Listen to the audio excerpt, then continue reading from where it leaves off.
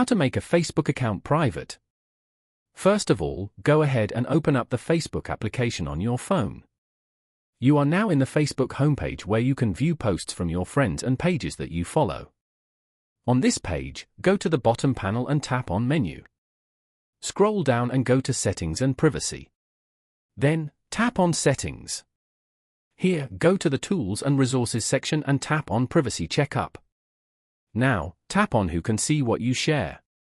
Tap on Continue. Here, you can review your profile information and who can see it. For example, go to Date of Birth and change the audience to Only Me. Then, tap on Save. Scroll down and go to Who can see your friends list. Change the audience to Only Me as well. Tap on Save. You can also change the audience of who can see the people, pages, and lists that you follow to Only Me.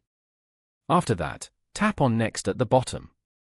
Here, you can decide who see your posts and stories.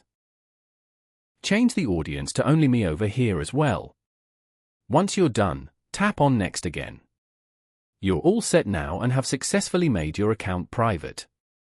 Following these steps, you can easily make a Facebook account private.